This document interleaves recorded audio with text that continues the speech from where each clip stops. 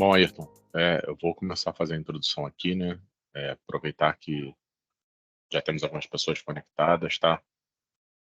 Queria agradecer aí, primeiramente, a todos pela possibilidade de termos essa agenda. Obrigado, Ayrton, aí, por estar aqui conosco, disponibilizar seu conhecimento, né?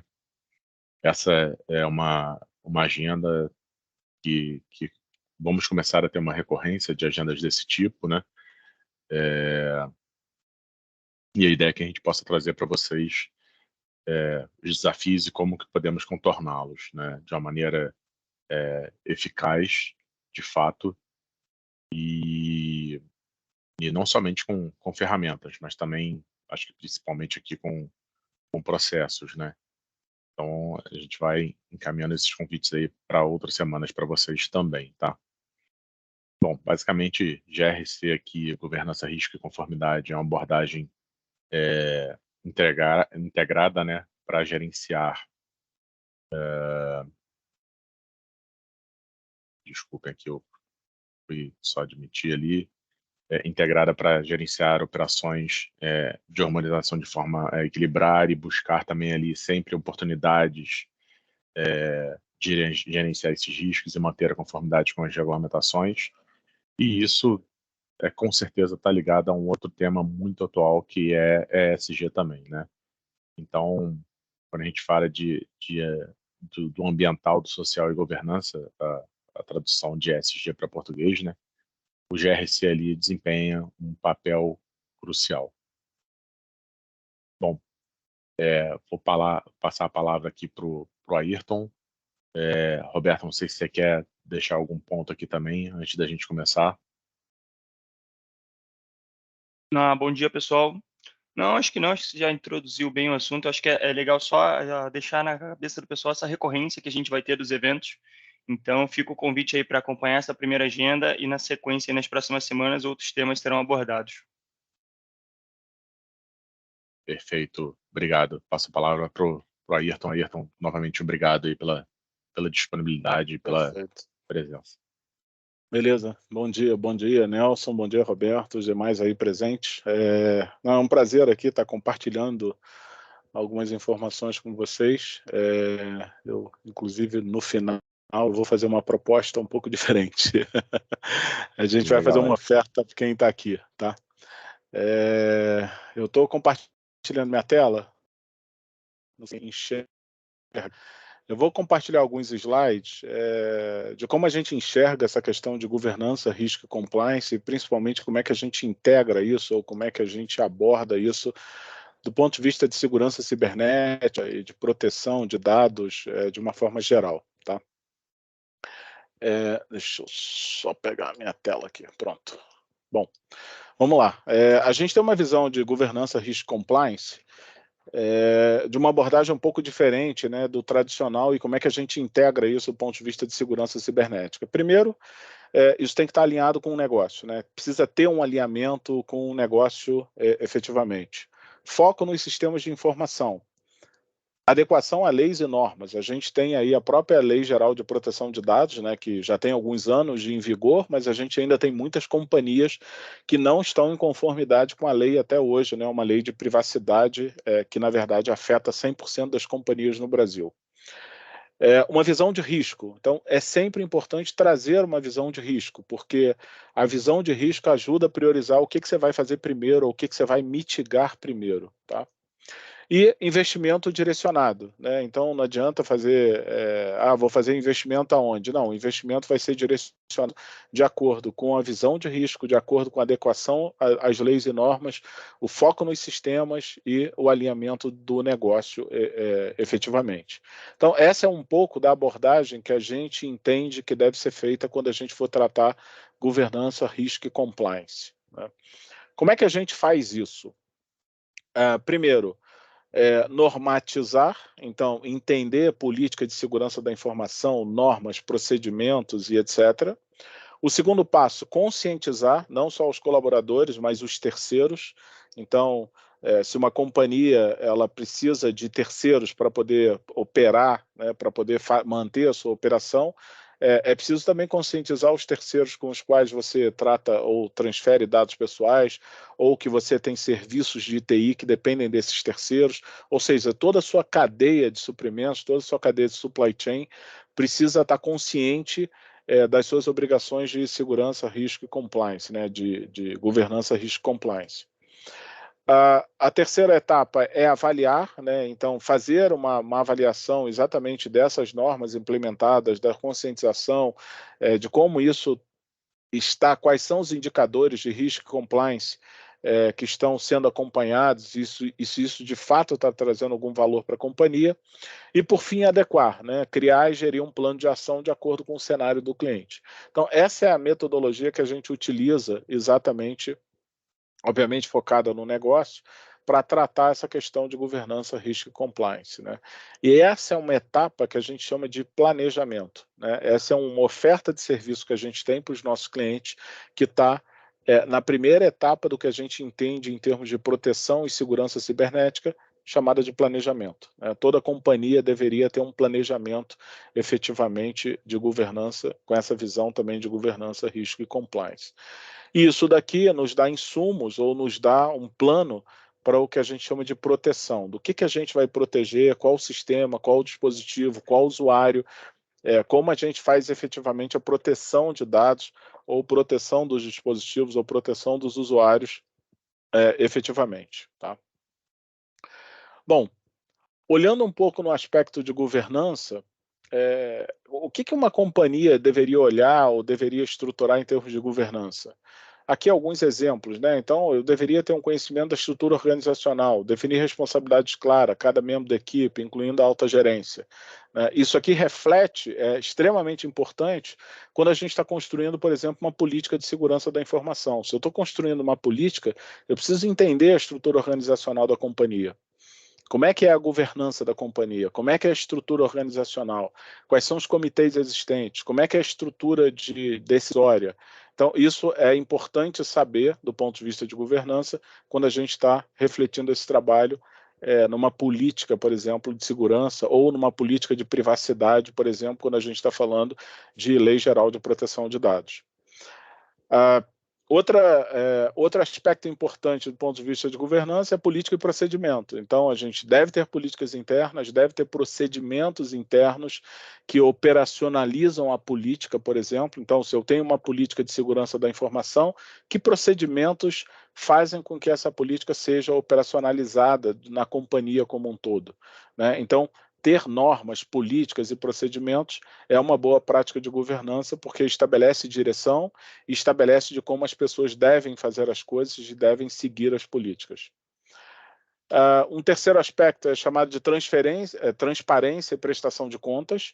Então, garantir a transparência nas operações e decisões, assim como mecanismos para responsabilizar indivíduos ou departamentos que não cumprem as normas, né? Então, se eu tenho uma política de segurança que diz que, olha, eu não posso usar software pirata na minha companhia, e tem um usuário, né, um indivíduo que instalou um software pirata, como é que eu responsabilizo isso? Porque ele está trazendo um risco para a companhia, por exemplo.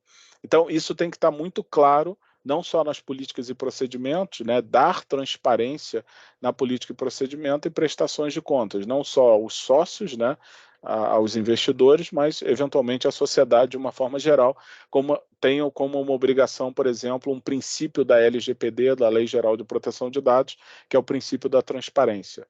Você deve ser transparente, as companhias devem ter transparência no tratamento de dados pessoais, por exemplo, e elas devem prestar contas disso. Comunicação efetiva, então manter canais abertos de comunicação, seja interno e interno, incluindo os stakeholders, né, os interessados da companhia. Aqui também a gente esbarra numa obrigação da Lei Geral de Proteção de Dados. A Lei Geral de Proteção de Dados, por exemplo, obriga que as companhias tenham um canal de acesso do titular de dados. Então, a companhia precisa ter um canal de acesso. Eu sou um titular e quero manifestar algum direito para uma companhia do ponto de vista de tratamento de dados pessoais, tem que ter um canal. Assim como a gente tem um canal de saque, né, quando o serviço de atendimento ao consumidor, agora toda companhia precisa também ter um canal de acesso de direito de titulares. Então, isso é o que a gente chama, do ponto de vista de governança, de comunicação efetiva. Ter os canais estabelecidos, ter os canais publicitados, né? Dar publicidade a esses canais para que as pessoas tenham acesso, tenham conhecimento e tenham acesso efetivamente. E, por fim, auditoria interna. Então, implementar auditorias regulares para revisar e avaliar a eficácia das políticas e procedimentos. Então, se você criou um conjunto de políticas e procedimentos, eles estão sendo seguidos? Quais indicadores estão sendo medidos? De quanto em quanto tempo esses indicadores, qual é a frequência de medição dos indicadores e avaliação e auditoria deles? Então, esse aqui é um conjunto de boas práticas quando a gente está falando de governança. Tá? Beleza. Quando a gente sai de governança... E aí, agora então, só um ponto ali na governança, até como é que você vê nessa parte de governança a parte de capacitação dos usuários, né? A gente falou ali de transparência, a gente falou de comunicação efetiva. O que você olha, como é que seria uma recomendação para a gente treinar ou reciclar os usuários como um todo da companhia sobre governança? O que você vê aí como ponto-chave na comunicação, né, e nessa questão de transparência para levar a mensagem? Porque a gente entende que quando a gente fala ali de responsabilizar os indivíduos, o responsabilizar não é só o penalizar, né? Mas a gente precisa, antes de responsabilizar, conscientizar. Como é que você vê isso hoje, cara? Qual é o melhor caminho para a gente falar de governança com todos os níveis de hierarquia dentro da empresa? Em geral, quando um programa de governança desse é implementado, um dos pontos importantes que você precisa implementar é o que a gente chama de um programa de conscientização. Mas, cara, conscientização de quê? De tudo. Se você implementou uma política de segurança, você precisa conscientizar os seus usuários de que a política existe, de que o usuário tem que ter ciência dela, de que o usuário deve seguir aquela ciência. Em geral, esses programas de conscientização são implementados no processo de onboarding do colaborador. Ou quando você implementa a política e já tem colaboradores, né, o que a gente chama assim, trocar a roda com o carro voando, implementei uma política de segurança nova. Você vai precisar fazer um programa de conscientização para poder divulgar aquela política para todos os colaboradores que já existem na companhia. E um procedimento, você vai modificar um procedimento para colocar aquele processo de ensinamento e educação do colaborador no processo de onboarding dele. Contratei um colaborador novo, você precisa treinar aquele colaborador. Olha, aqui existe uma política de segurança que deve ser seguida. Você tem que ter ciência e você tem que seguir essa política. Então, em geral, o que a gente faz é implementa no processo de onboard o procedimento a partir daquele momento que a política foi implementada. Isso acontece em política de segurança, política de privacidade, qualquer estrutura de governança ou qualquer política ou procedimento que você crie, você, obviamente, acopla um programa de conscientização, treinamento, capacitação e ciência dos seus colaboradores. E vale destacar, esse, inclusive, é um indicador que é cobrado nas auditorias da ISO 27001, 27701, 37001, 37301, por exemplo. Todas essas normas internacionais ISO que eu citei, né, as duas primeiras, 27001 de segurança, 27701 é uma extensão da 27001 relacionada à privacidade. A 37001, que é de anticorrupção, e a 37301, que é de compliance, exigem que você comprove evidências de capacitação, treinamento sobre todas as políticas e procedimentos implementados nas companhias. Tá? Perfeito. Ayrton, nesse ponto a gente está falando somente de processos, a gente nem tocou em ferramentas ainda, né? Nada, só processo. Perfeito, perfeito. E o que a lei diz também é isso, né? Você comprovando os processos já está na linha certa, mas em algum momento você vai precisar de algumas ferramentas para controlar algumas coisas, né? Perfeito. Exato. Eu vou dar um exemplo assim, basicão. Um dos primeiros controles que a gente avalia numa companhia do ponto de vista de segurança você tem um inventário. Eu falo, como assim? Um inventário de todos os seus ativos. Inventário de todos os seus ativos relacionados à tecnologia da informação e comunicação. Todos os seus servidores, todos os seus desktops, todos os serviços de nuvem, SaaS, IaaS, PaaS, todos os serviços contratados que suportam a operação de TI. Aí fala assim, parece básico, né? Mas assim, se você não conhece, você não tem nem como proteger. Você não sabe o que você vai monitorar e proteger. E eu não estou falando nada de ferramenta, eu estou falando só de um conhecimento tácito que tem que ser da companhia. Eu falo assim, o que você tem em termos de tecnologia que opera dentro da sua companhia hoje? E assim, a maior parte das companhias que a gente atua não sabe. É um negócio incrível. Né? Então fica até difícil. Falar assim, vamos proteger o teu ambiente. Mas o que você tem? Não sei. Então é difícil proteger. né? E é um processo básico, é a primeira linha de controle que eu vou mostrar mais para frente de como a gente começa essa jornada. Tá? Perfeito. Quando a gente está falando de risco, aqui existem também algumas recomendações, né? A gente viu algumas recomendações de governança, mas vamos agora falar de risco. Análise de risco, né? Então, identificar, analisar, priorizar riscos potenciais, incluir riscos financeiros, operacionais, tecnológicos, legais, reputacionais. Então, quais são os riscos que a companhia tem? Então, fazer um mapa de risco, identificar, priorizar esses riscos é fundamental. Até para você priorizar o que você vai tratar primeiro, né? Então, se eu tenho um risco, por exemplo, reputacional, se eu não cumprir uma norma, por exemplo, uma lei de privacidade, é importante que isso vire uma prioridade na companhia, né? Obviamente, a partir da análise de risco, a gente monta os planos de mitigação. Então, desenvolver e implementar planos para mitigar esses riscos identificados. Ah, eu preciso mitigar todos? Não. Mas é importante você identificar quais aqueles que você tem disposição, recurso financeiro, tempo, enfim, qualquer recurso para fazer efetivamente um plano de mitigação. Monitoramento contínuo. Então, uma vez que eu tenho uma análise de risco e um plano, monitorar continuamente esses riscos e, eventualmente, identificar novos riscos ao longo do caminho. Treinamento e conscientização. Então, capacitar funcionários sobre os riscos associados às suas funções e como gerenciá-los. Então, aqui também é importante que os seus colaboradores saibam quais são os riscos que a companhia possa ter para exatamente mitigar, porque às vezes pode ser um erro de um funcionário, pode fazer com que aquele risco potencial se materialize, por exemplo. Tá? E plano de continuidade de negócios, né? Montar o que a gente chama de PCN. O que é um plano de continuidade de negócio? É um plano que envolve um plano de desastre recovery, um plano de gerenciamento de crise, e efetivamente tem uma interrupção na operação, como é que eu retorno o meu negócio? O que eu retorno primeiro? Tive um ataque de ransomware, criptografou os meus servidores, como é que eu volto à operação? Eu volto o backup? Tenho backup? Enfim, a elaboração de um plano de continuidade de negócio é fundamental quando a gente está falando de avaliação de risco. Tá? Compliance. Agora, terceira hélice, né? Vamos falar um pouco de compliance dentro das companhias. Então, primeiro, conformidade com leis e regulamentos. Aqui tem um exemplo, por exemplo, LGPD.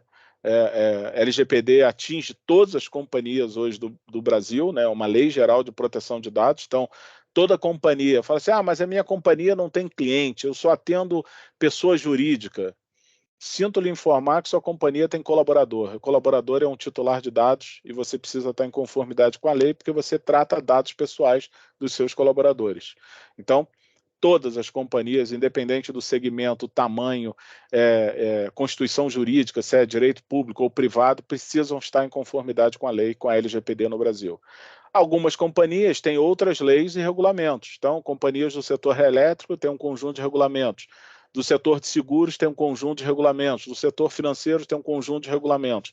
Então, entender quais são as leis e regulamentos que afetam a operação da companhia é extremamente importante para você estar em compliance, né, estar em conformidade com essas leis.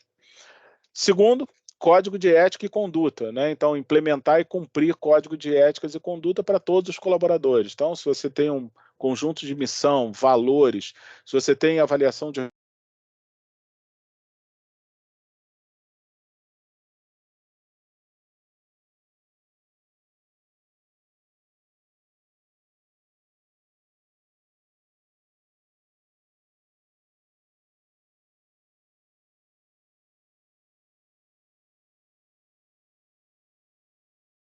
mecanismos de denúncia e investigação. Então, ter canais para que os colaboradores possam relatar possíveis violações de forma segura e anônima. Tá? Então, por exemplo, a norma ISO 37001 te obriga a ter um canal de denúncia anônima, onde se qualquer colaborador identificar algum risco de corrupção ou alguma atividade que possa representar, por exemplo, uma corrupção na companhia, a gente tem lei federal hoje no Brasil que trata exatamente sobre a questão de corrupção.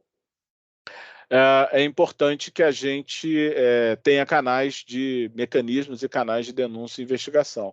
E, por fim, a auditoria de conformidade, né? Então, realizar auditorias periódicas para garantir a adesão às leis, regulamentos e às políticas efetivamente. Então, esses são alguns aspectos relacionados à compliance, né? Então, a gente falou sobre os aspectos relacionados à governança, os aspectos relacionados a risco, os aspectos relacionados à compliance.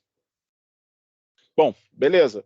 Como percorrer essa jornada de maneira estruturada, né? Como montar um plano para percorrer essa jornada? A gente utiliza um framework chamado SysControl. Eu não sei se todos conhecem, mas o SysControl é um framework, é um guia de boas práticas recomendadas principalmente para segurança cibernética, proteção de dados e etc. Ele é publicado por uma instituição americana chamada Center of Internet Security Controls, por isso o nome SysControls. Ele tem 18 grupos de controles principais e esses controles podem estar diretamente alinhados com as práticas de governança, risco e compliance que a gente acabou de falar. Então, são 18 grupos de controles, né? Dentro do grupo 1, aqui como eu falei, inventário e controle efetivamente dos seus ativos, né? Passando por inventário e controle de software, até chegando aqui a testes de invasão, por exemplo, do teu ambiente, que é o controle 18. Então, ele tem 18 grupos de controles divididos, e aqui dentro a gente tem 153 controles que devem ser verificados ou auditados. Ok. O que eles recomendam? Como eles fizeram isso? Na verdade, eles dividiram em 3 grupos de controle, IG1, IG2 e IG3. Então, o IG1, a gente diz que é o que a gente chama de higienização básica. Então, toda companhia deveria verificar esses 56 controles do IG1, toda companhia, independente do seu tamanho. Isso aqui é básico do ponto de vista de segurança cibernética. Efetivamente, são 56 grupos, 56 controles divididos naqueles 18 grupos. O IG2 são companhias um pouco maior, que já tem uma estrutura de TI, eu vou detalhar isso melhor, e aqui se adiciona 74 controles adicionais ou salvaguardas de segurança cibernética. E o IG3 são companhias bem maiores, que já têm estrutura de segurança, etc. Essas companhias são 23 salvaguardas adicionais, totalizando, somando os 3 grupos de controle, 153 salvaguardas ou 153 controles. Tá? Bom, onde é que eu uso IG1, IG2 e IG3?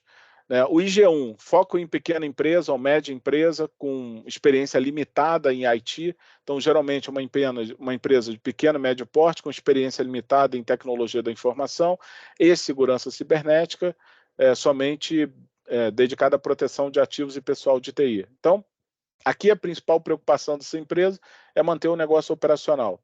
Então, em geral, e esse é o que a gente chama de conjunto básico de segurança. Toda companhia deveria fazer uma avaliação desses 56 controles efetivamente. O IG2 é uma empresa que emprega indivíduos responsáveis por gerenciar e proteger a infraestrutura de TI, então já tem uma estrutura de TI, de tecnologia da informação estabelecida. Então, essas empresas oferecem suporte a vários departamentos.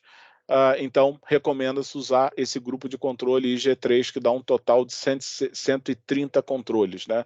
Os 56 do IG1, mais 74 novas salvaguardas para serem avaliadas. Em geral, essas empresas processam e armazenam informações confidenciais de clientes. E o IG3, que é o terceiro, né, que é o que soma todos os grupos de controle, essa empresa geralmente emprega especialistas em segurança da informação, ou seja, tem uma estrutura especializada em segurança cibernética, além da estrutura de tecnologia da informação. Tá? E aí a gente tem aqui o total de 153 controles, né? São todos os controles do IG1, os 56, mais os 74 do IG2, mais os 23 novas salvaguardas ou controles do grupo 3, tá? O que dá um total de 153 controles a serem avaliados. Bom, como é que eu uso isso? Ou como é que esses controles são apresentados? Então, cada controle, a gente tem uma explicação detalhada de cada controle, a gente tem a função de segurança baseada em outro framework, outro guia de boas práticas de segurança cibernética chamado NIST Cyber Security Framework.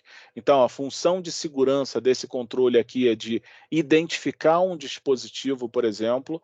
Esse outro controle é de responder alguma ameaça cibernética nesse dispositivo. Esse daqui, por exemplo, é de detectar uma ameaça cibernética a um dispositivo. Então, cada controle tem um detalhamento da função de segurança, quais grupos pertencem. Então, aqui a gente tem IG1, IG2, IG3. Então, se o controle está atribuído a que grupo de controle de segurança, né, como a gente explicou no início, que tipo de ativo está relacionado à salvaguarda, se é dispositivo, se é usuário. Então, cada controle também está relacionado a um ativo, se é usuário, se é software, se é dispositivo. Então, é assim que a gente apresenta exatamente esses grupos de controle. Beleza. E aí, como é que eu faço? O que eu faço? Ou como é que eu uso isso, né? Em geral, o que a gente faz? A gente faz uma avaliação baseada nesses controles. Então, a gente tem todos esses questionários divididos, né? Os questionários de IG1, IG2 e IG3, com todas as salvaguardas detalhadas. Esses questionários estão detalhados numa plataforma, onde basicamente a gente vai construir com os senhores. Basicamente, a gente vai responder 4 perguntas para cada grupo de controle. Com relação à política, se tem uma política ou um procedimento implementado daquele controle, se tem o controle implementado de alguma forma, se o controle está automatizado, ou seja, se eu tenho uma ferramenta que automatiza aquele controle, e se o controle é reportado ou auditado. Eu tenho uma auditoria permanente, eu audito esse controle uma vez por mês, ou não audito. Então, geralmente, o que a gente aplica numa avaliação é levantar essas 4 informações de cada controle. Tá? E aí, a partir daqui, a gente monta exatamente um plano de recomendações. Beleza, entendi. Mas o que isso tem a ver com risco e compliance? Né? Bom, se a gente utilizar, por exemplo, o syscontrol, ele pode, lembra que lá no início eu falei, olha, eles podem estar diretamente alinhados com a prática de governança, risco e compliance. Todos esses controles aqui, destacados, estão relacionados com governança, risco e compliance. Todos eles. Esses que estão destacados aqui com esse destaque em amarelo. Tá? Por quê? E como é que eles estão destacados? Então, vamos olhar a governança. Quais são os controles que a gente tem dentro do syscontrol que podem estar ligados diretamente à governança? Controle 17, implementação de um programa de segurança da informação. Então, esse controle, o que ele abrange? A criação de uma política e procedimento que define a governança da segurança da informação na organização. Então, eu tenho diretamente um controle que diz como é que eu implemento políticas e procedimentos que definem toda a parte de governança de segurança de uma companhia.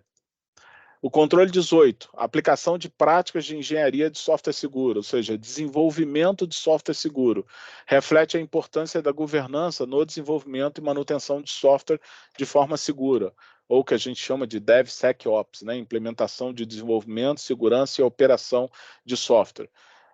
Mas eu não tenho desenvolvimento de software na minha companhia. Ok, mas você tem terceiros que desenvolvem software para você? Tenho.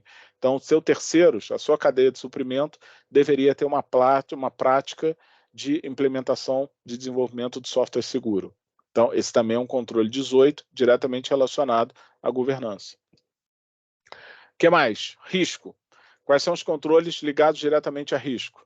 Controle 3, gestão de ativos. Identificar, classificar, gerenciar ativos digitais, fundamental para uma análise de gestão de risco. Então, você entender quais são os ativos, classificar a criticidade daquele ativo. O que é classificar a criticidade do ativo? Vou dar um exemplo. Se eu tenho um servidor que opera, ou que roda, né, ou que roda o meu sistema de ERP da companhia, ele é muito mais crítico do que, por exemplo, um notebook que faz a identificação dos clientes na recepção. Então, identificar um ativo e classificar do ponto de vista de criticidade é fundamental para determinar qual é o risco daquele ativo. Então, se o computador que faz o registro de cliente na recepção queimar, o risco dele para a operação da companhia é muito menor se, por exemplo, um servidor que opera o ERP da companhia queimar. Então, é importante, na gestão de ativo, e isso aqui reflete diretamente o risco, a gente entender, identificar, classificar e gerenciar os ativos de forma, do ponto de vista de criticidade e gestão de risco. Qual o segundo controle? Controle 5, configuração e segurança dos ativos de software. Então, assegura que todos os dispositivos e softwares estão configurados para minimizar riscos de segurança. Então, eu tenho um software que está configurado, ele está configurado com as boas práticas ou não? A senha default daquele software, daquele aplicativo foi modificada? Então, quais são as boas práticas de uso daquele software, daquela aplicação? Isso foi aplicado no meio ambiente? Então, isso diretamente reflete risco. Controle 11, monitoramento e análise de log. Então, vital para o monitoramento contínuo de risco e detecção de atividades suspeitas ou detecção de ameaças cibernéticas. O controle 11 tem vários controles que são implementados para monitoramento, análise de log e comportamento, né, para detecção de ameaça cibernética, por exemplo. Então, esses 3 controles estão diretamente relacionados a risco. E compliance? Então, a gente tem controle 1, gestão de inventário de ativos autorizados e não autorizados. Então, assegura conformidade com as políticas de gestão de ativos. Lembra que tem uma política de segurança, tem um procedimento de gestão de ativo. Ativo autorizado, ok. Ativo não autorizado. Por exemplo, eu chegar numa companhia com um notebook não autorizado, conectar na rede. Isso está em conformidade com a política? Não, não está em conformidade. Então, esse controle 1 vai exatamente determinar como eu identifico um dispositivo não autorizado e como é que eu impeço dele conectar no ambiente ou na infraestrutura do cliente. Controle 6, manutenção, monitoramento e análise de registro de auditoria. Então, importante para a auditoria e compliance, garantindo que as atividades sejam devidamente registradas e analisadas. Então, existe um controle que fala exatamente sobre monitoramento e análise de registro de auditoria. Eu vou fazer uma mudança no meu ambiente. Você tem o que a gente chama de GMUD, uma gestão de mudança. Você registra a mudança, existe uma autorização que essa mudança pode ser feita, que horas ela vai ser feita. Então, ter o registro do que está sendo feito ou que está sendo modificado no seu ambiente para auditoria é extremamente importante quando a gente está falando de conformidade com uma política ou com um procedimento interno.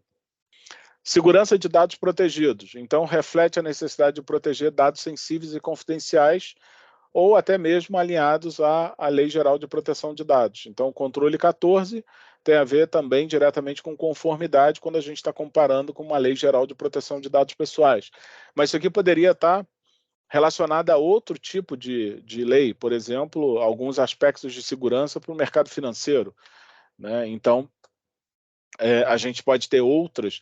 Lembra lá quando a gente falou de leis e regulamentos. Então, entender quais são as leis e regulamentos que esbarram ou que afetam a operação da companhia é importante, porque quando a gente está falando de segurança de dados protegidos, eu posso ter que atender não só a LGPD, mas outras normas que a companhia também precisam estar em conformidade. E controle 16, gestão de contas de acesso. Então, fundamental para o compliance, assegurando que apenas usuários autorizados têm acesso às informações e sistemas críticos. Então, ter uma gestão de acesso, isso deve ser refletido, inclusive, num procedimento de gestão de acesso. E aí, aqui, eu vou dar alguns exemplos. Quando a gente está falando de procedimento de gestão de acesso, gestão de acesso passa desde o provisionamento do acesso.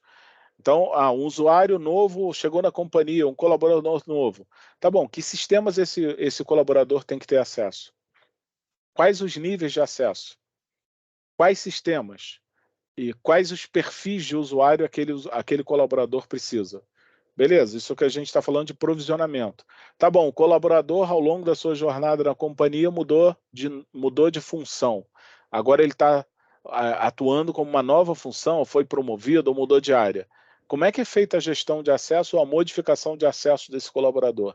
Isso deve estar explícito num procedimento. E, terceiro aspecto, colaborador saiu da companhia. Como é que desprovisiona o acesso? Como é que você garante que todos os acessos que aquele colaborador tinha ou ganhou ao longo da sua jornada, ele agora foi desprovisionado ou foi removido dos sistemas de acesso efetivamente? Tá? Então, parece um aspecto simplérrimo, mas muitas companhias pecam na gestão de acesso e isso reflete lá em compliance, porque o cara não... vou dar um exemplo prático. A gente, há uns 3 meses, fez um teste de invasão num cliente e a gente descobriu uma credencial vazada na Deep Web. Estava sendo comercializada na Deep Web uma credencial de um usuário daquela companhia. E a gente conseguiu acesso, a credencial estava válida, a gente acessou o sistema, acessou a intranet, da intranet a gente acessou o sistema de correio eletrônico, do sistema de correio eletrônico a gente conseguiu uma outra credencial e a gente acessou todo o sistema de áudio e videoconferência da companhia. A gente acessou todas as videoconferências, todas as gravações de áudio e videoconferência da companhia durante o teste de invasão. Quando a gente apresentou isso para o cliente, né, olha, como é que vocês chegaram aqui? A gente chegou por essa credencial vazada, dessa credencial vazada a gente acessou a intranet, buscou outras informações e acabou conseguindo um acesso ao teu sistema de áudio e videoconferência. Aí ele falou, cara, mas quem é esse colaborador? Aí identificamos o colaborador, ele foi ver, na verdade era um colaborador de um terceiro, que já tinha sido desligado da companhia há 3 meses e o terceiro esqueceu de avisar que aquele colaborador não fazia mais parte do quadro que estava prestando serviço. Então, é uma questão de gestão de desprovisionamento, né? A gente colocou a mão, né, supostamente, em todas as áudios de videoconferências, de comitê, de diretoria e etc. Todas as reuniões a gente conseguiu colocar, que eu digo, o ethical hacker, conseguiu colocar a mão por um problema de gestão de controle de acesso, de desprovisionamento de acesso. Tá? Então, esse controle tem a ver exatamente com compliance. E aí, Ayrton, isso é muito comum, até a questão de, primeiro, desativar, né, os acessos. O criar os acessos já é complicado na maioria das vezes, e permissionar de forma correta. O desprovisionar, e a gente ainda encontra muitas e muitas empresas que não têm um acesso, um single sign-on, né, um acesso centralizado de usuário e senha para todas as aplicações. E aí, quando a gente pega esse universo, são 5, 6, 7 aplicações dentro da companhia, o usuário tem diversas senhas iguais, né, mas de controles diferentes, e aí, quando ele é desligado, a gente tira a credencial principal do e-mail de acesso à máquina. Mas todos os outros sistemas... A gente vai lá, vai lá no AD, desabilita no AD e esqueceu o resto. Então, mas isso... passa lá no controle 1, gestão de inventário de ativos. Porque assim, quais são os sistemas que você tem dentro da companhia? Não, tem sistema A, B, C, D, E e F. Beleza, como é que é a gestão de acesso?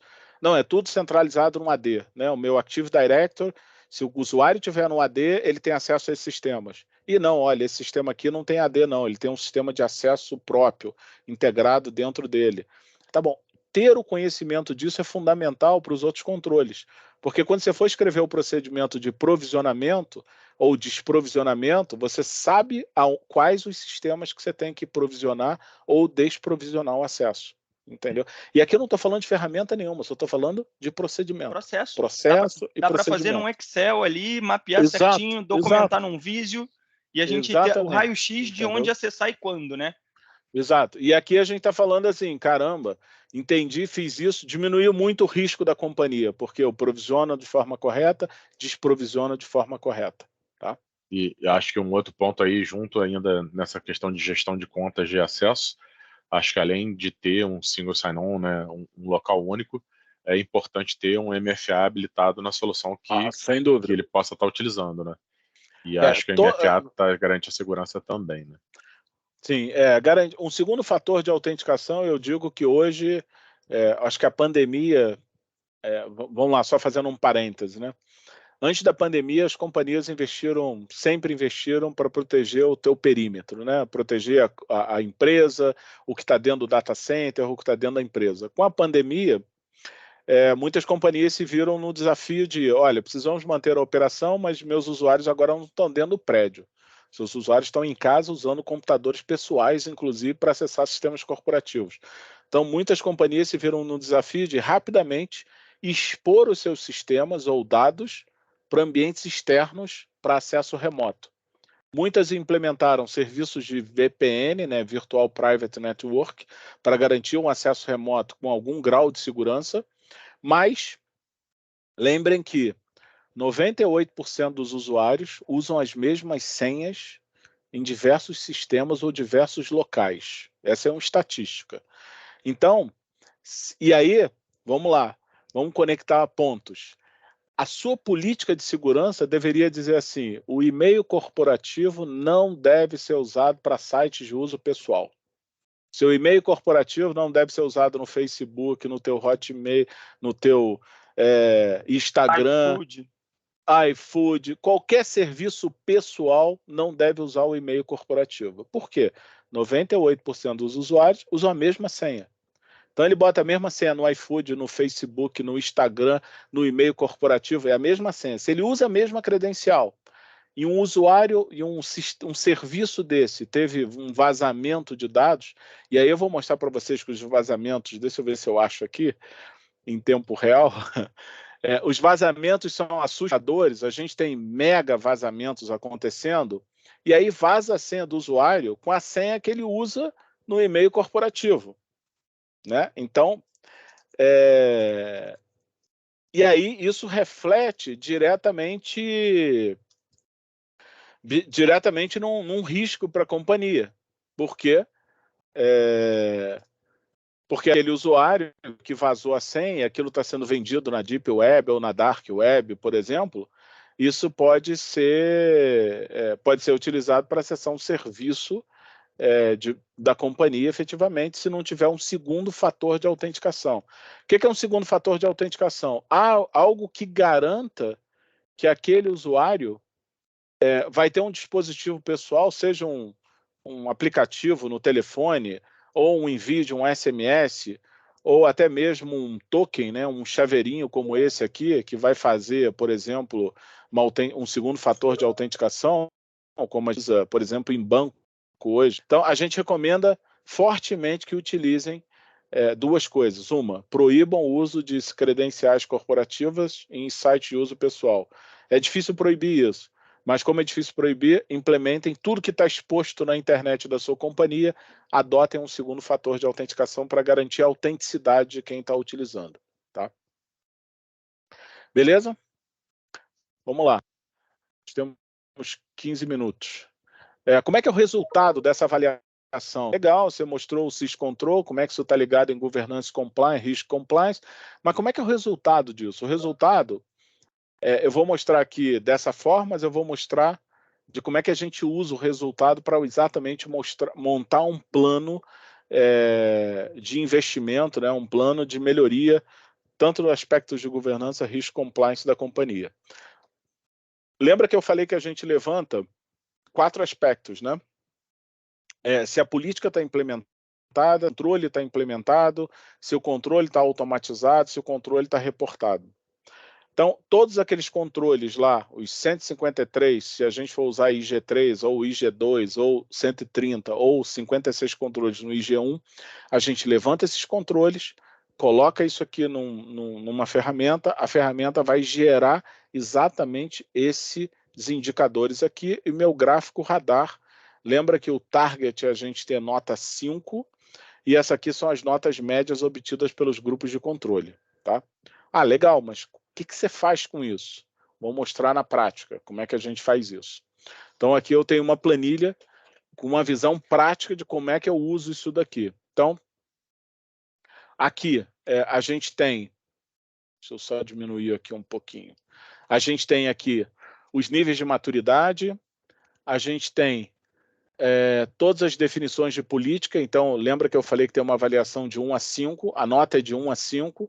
Então, do ponto de vista, eu vejo o controle. Do ponto de vista de política, tem uma política? Não, não tem. Não tem política, então é nota 1. Não, tem uma política informal. Ou tem uma política parcialmente escrita. Ou tem uma política escrita. Ou eu tenho uma política escrita e aprovada. Ok, então aqui é nível 5. Obviamente, o nosso objetivo é nível 5. Tá? Então, aqui eu tenho as definições para política, tenho as definições para controle implementado, para controle automatizado, para controle reportado. Tá? Beleza. O que a gente faz com isso aqui? A gente vem... o resultado dos questionários vão exatamente para uma planilha como essa aqui. Então, aqui a gente tem os grupos de controle.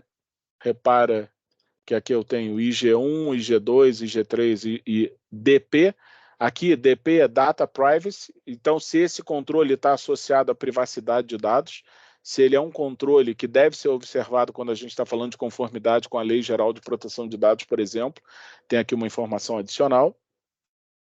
E aqui a gente tem as notas obtidas através do resultado do questionário. Então, a gente aplica um questionário, na verdade, a gente aplica dois, né? Um questionário baseado nos controles do Syscontrol, que são esses, e aplica um segundo questionário de infraestrutura. A gente precisa conhecer os controles que a companhia já tem implementado.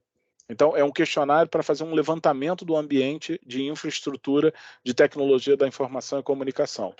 A gente aplica esses dois questionários e transcreve para cá as notas obtidas nos questionários. Tá? Beleza. Daqui, o que a gente monta?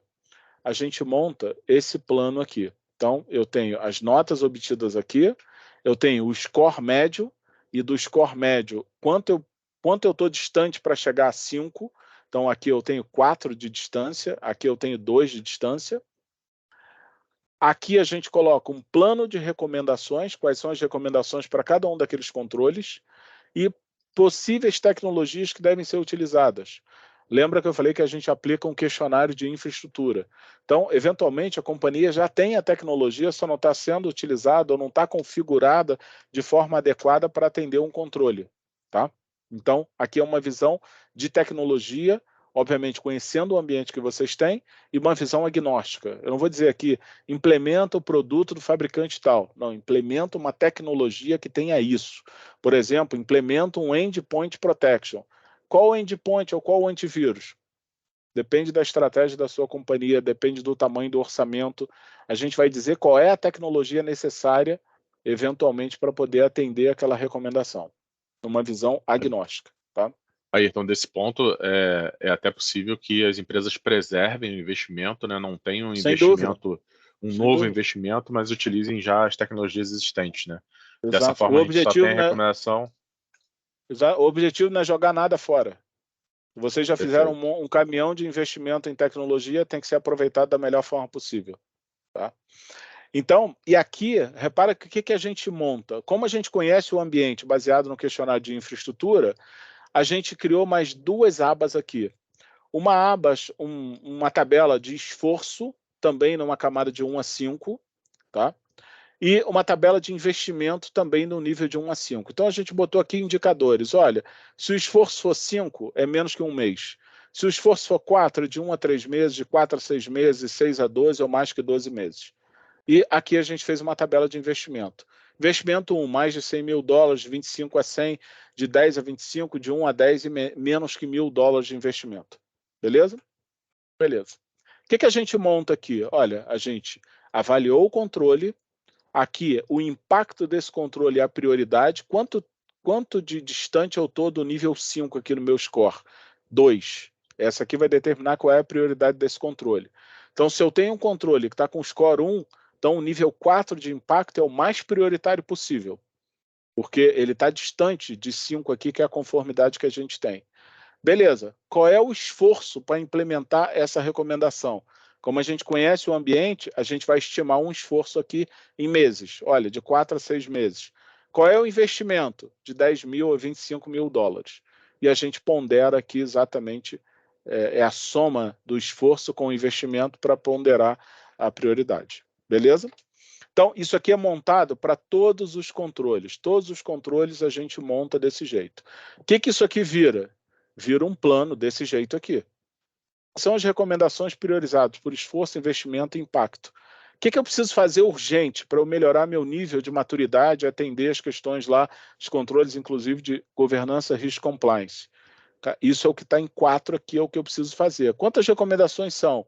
A gente está falando de 58 recomendações de prioridade máxima que eu preciso fazer. Quais são? Olha, você tem 4 recomendações que você pode fazer em menos de um mês e com menos de $1.000 de investimento. Ah, que recomendações são essas? Eu posso vir aqui e aí nessa planilha você vai fazer isso aqui. Impacto 4, esforço menos de um mês e investimento de menos de $1.000. Está aqui as 4 recomendações que eu preciso fazer. E olha, as recomendações estão dizendo assim, avaliar a implementação de um AD Discovery Tool. AD Discovery Tool é uma ferramenta gratuita. que você pode implementar e cumprir esse requisito dessa recomendação. Verificar se os dispositivos dos usuários possuem criptografia ativa, por exemplo, BitLocker. É uma recomendação, ter criptografia no dispositivo dos usuários. Então, em geral, quem tem o Windows, por exemplo, Enterprise ou Professional, já tem BitLocker. Está ativo? Não, não está. Ativa. Aqui o esforço é pequeno, o investimento é pequeno. Então, estabelecer um procedimento para inventário de todas as contas de serviço. Então, olha, eu vou estabelecer um procedimento, eu vou inventariar todas as contas de serviço no meu AD. Então, fui lá no AD, tem um monte de conta de serviço? Tem. Quais são? Eu tenho que ter qual o nome, departamento, solicitante, data de revisão e propósito. Por que aquela conta existe? Qual é o propósito dela? Qual é a validade? Ela está sendo usada para quê?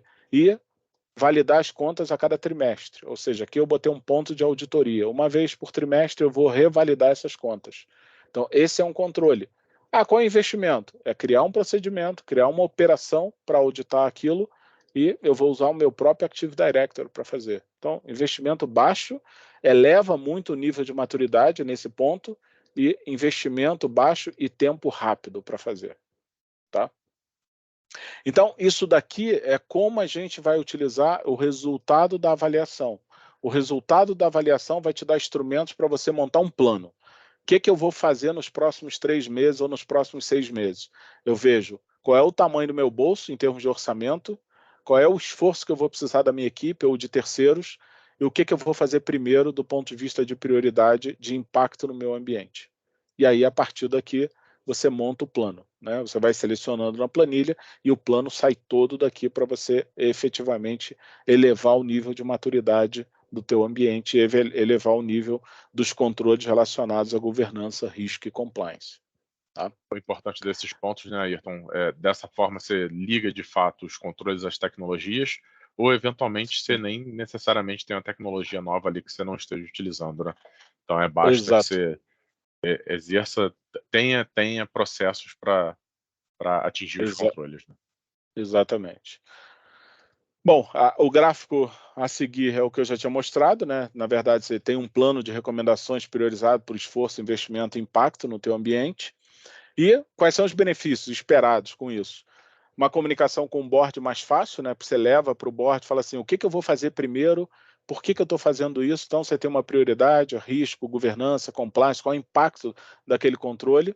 Redução de custo, porque, repara, eu não estou recomendando, troca isso, joga o teu endpoint fora, nada disso. Eu estou fazendo um plano de recomendação agnóstico, que você tenha uma clara evidência do que você vai fazer primeiro com melhor impacto e, principalmente, aproveitando toda a sua infraestrutura, todos os seus controles já implementados. Melhor eficiência operacional, agilidade na resposta, né? Você prioriza o que você vai fazer primeiro com maior impacto no teu ambiente, maior transparência e, obviamente, adequação a leis e normas e aumento de credibilidade da organização de uma forma geral. Tá? Basicamente, é isso. Tá? Esse aqui, a gente, obviamente, tem várias outras soluções relacionadas à segurança cibernética, então a gente tem toda a parte de proteção e resposta, né? A gente falou lá do início aqui de planejamento, né? Deu uma pincelada aqui em planejamento, que é a preparação para depois você falar de proteção e resposta, mas essa é a visão da Future com relação à governança, tá bom? Beleza? Dúvidas, perguntas? Eu acho que a gente tem 4 minutos aí, deu para atender aí o tempo que a gente tinha planejado. Mas tu tem uma dúvida aí, o que você tem em mente aí em relação à oferta que você tinha comentado, né? O que a gente pode... Sim. Qual o spoiler, né? Então, vamos lá. Não, então, o que eu pretendo fazer? As companhias que estiverem aqui assistindo o webinar, você depois captura isso, Nelson, Roberto, a gente vai oferecer de fazer esse plano de avaliação gratuitamente. A gente se compromete a fazer isso. O que eu preciso? O engajamento da companhia, identificar as pessoas que possam responder os 2 questionários que a gente vai encaminhar, um questionário de levantamento de infraestrutura e um questionário baseado no SysControl. A gente precisa conhecer um pouco da companhia, qual o tamanho da companhia, se ela tem estrutura de TI, se não tem estrutura de TI, e a gente se compromete a fazer esse trabalho gratuitamente para elas e entregar um plano de recomendações, uma planilha como aquela ali, com uma avaliação da companhia e um plano de recomendações para que ela possa trabalhar junto com vocês aí numa prioridade de um modelo, né, de uma carteira de investimento em segurança, proteção de dados e segurança cibernética. Tá. Excelente, excelente. Vamos sim, a gente faz essa ponte. Eu acho que isso é uma grande. Falo que pode ser uma primeira foto de um grande raio-x que a gente consegue fazer da companhia. E aí a gente entra na questão: a gente entende e assume os riscos, ou a gente dobra a manga e começa a trabalhar como que você mostrou, com o que você já tem, você já pode melhorar, você consegue melhorar a parte de processo. Não necessariamente vai estar vinculado o resultado disso tenho que fazer no investimento financeiro. Não, de repente não, com muita certeza a gente consegue fazer muita coisa com processo, com readequação do que já tem de investimento. Então é uma excelente oportunidade para quem quiser começar, né, o ano de 2024 aí com um trabalho de orientação de segurança da informação muito bem feito. Estruturado, né? Na verdade, estruturado, e é a assim, palavra com uma visão de priorização baseada em governança risk compliance. Fala assim, cara, o que eu vou fazer primeiro? Por que eu devo fazer isso? Qual o impacto que isso traz para a minha companhia do ponto de vista de melhoria de maturidade, de segurança, proteção de dados e conformidade aí, efetivamente. Então, é basicamente isso, né? A oferta que a gente faz é isso, é fazer esse exercício. Em geral, esse exercício demora de 15 a 20 dias para ser feito, né? Uma vez que a gente recebe os questionários, no prazo aí de 15 a 20 dias a gente entrega o resultado. Como é que é a entrega desse resultado? Na verdade, a gente faz uma sessão técnica de 30 minutos a 1 hora em que a gente explica o material, explica o nível de conformidade que a gente encontrou, né, de maturidade, cibersegurança e proteção de dados, e a gente explica como montar, como efetivamente vai utilizar esse material que vai ser disponibilizado para montar o plano de investimento em cibersegurança, proteção de dados e conformidade efetivamente. Tá? Perfeito. Ayrton, novamente eu queria te agradecer a disponibilidade e a apresentação. Vamos trabalhar com as pessoas que conectaram aqui na nossa agenda, né? E retornamos para você aí com essas oportunidades, com essas necessidades dos nossos clientes, né? Tranquilo, eu fico à disposição. Se alguém tiver alguma dúvida, pergunta, mesmo depois do webinar, aí o Nelson, o Roberto tem meu contato, a gente pode tirar essas dúvidas efetivamente. Então. Maravilha, Perfeito. gente. Obrigado, então, Ayrton, de novo. Nelson, mais algum ponto aí? Podemos encerrar na hora cravada. Conseguimos respeitar o horário de início e de fim. Excelente. Não, perfeito. Não, é fundamental isso, né? Porque às vezes as pessoas colocam isso na agenda e cara, de tal hora até tal hora, né? Então eu procuro eu já estou seguir começando isso. a marcar a agenda até 11h05 já. Não, começa 11h05 Entendeu? porque entre 11 e 11h05 eu tenho tempo de levantar e pegar um café. É isso. É isso aí. Perfeito. Beleza. Beleza, gente. Fico à disposição. Obrigado. Obrigado Até aí pela mais, pessoal. Um oportunidade. abraço. Boa sexta-feira para vocês e até a próxima. Boa sexta. Um Tchau, tchau. abraço. Tchau, tchau.